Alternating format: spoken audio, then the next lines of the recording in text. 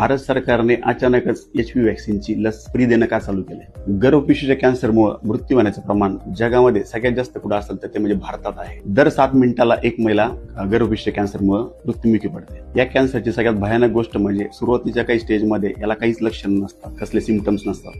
त्यामुळे मृत्युमुखी पडण्याचा रेट सगळ्यात जास्त असतो. लोक म्हणतात की कॅन्सरला लस नसते, परंतु जगातला एकमेव कॅन्सर आहे हा गर्भपिशवीचा कॅन्सर की ज्याला लस आहे.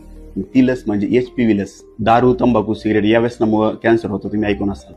परंतु महिलांचा हा एक कॅन्सर असा आहे की जो कुठल्या व्यसनामुळे होत नाही, तर तो होतो एचपीव्ही नावाच्या व्हायरसमुळे म्हणजे विषाणूमुळे. लोकांचा दुसरा प्रश्न आहे की लस सेफ आहे का? ही लस आता रिसेंटली आली नसून ही लस 2006 पासून जगभरात वापरली गेलेली आहे.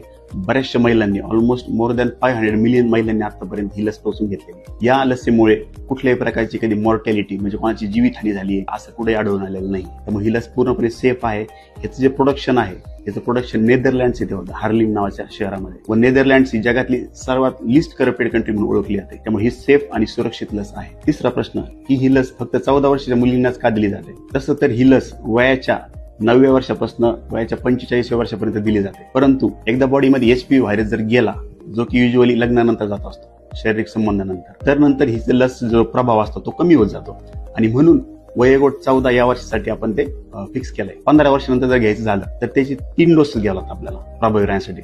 परंतु 14च्या आत जर घेतली ते 1 डोस सुद्धा लाईफ टाईम प्रोटेक्शन देण्यासाठी काफी असतो. चौथा प्रश्न आणि महत्वाचा प्रश्न की या लसीमुळे मूलबाळ होण्यास काही प्रॉब्लेम येईल का? आतापर्यंत भारतात आणि जगात 50 कोटीपेक्षा जास्त महिलांनी ही लस घेतलेली आहे. आणि आतापर्यंत यांच्यापैकी कुठेही असं आढळून आलेलं नाही की कोणाला वंध्यत्व झालंय किंवा कोणाची पाळी डिस्टर्ब झाली आहे किंवा कोणाचा काही मृत्यू झालाय. सर्वात महत्वाचं म्हणजे ही लस स्तनपान करणाऱ्या महिलांना सुद्धा आपण देऊ शकतो, एवढी ती सेफ आहे. आणि ही लस घेतलेल्या आतापर्यंत जेवढ्या काही महिलांनी लस घेतली त्याच्यापैकी कोणालाही सर्व्हायकल कॅन्सर आढळून आलेलं नाहीये. एवढी प्रभावी लस ही आहे. आणि ही लस फक्त गर्भाशयाचा कॅन्सरच नव्हे तर घशाचा कॅन्सर, तोंडाचा कॅन्सर, संडाच्या जागेचा कॅन्सर या सर्व प्रकारच्या कॅन्सर पासून जवळजवळ 90 ते 98% पर्यंत प्रोटेक्शन करते. आणि समाज म्हणून आपण जेवढे ट्युबरक्युलोसिस आणि पोलिओ लसीबद्दल जागरूक आहोत, तेवढंच या महाभयानक कॅन्सरच्या लसीबद्दल सुद्धा आपण जागरूक असायला पाहिजे. आणि 5वं आणि शेवटचं म्हणजे हे जे स्वयंघोषित डॉक्टर किंवा रील स्टार भोंदू लोक असतात की जे समाजामध्ये चुकीची माहिती पसरवतात, समाजाची दिशाभूल करतात, यांपासून सावध राहणं जरुरी आहे. एक म्हणे अशी मराठीमध्ये की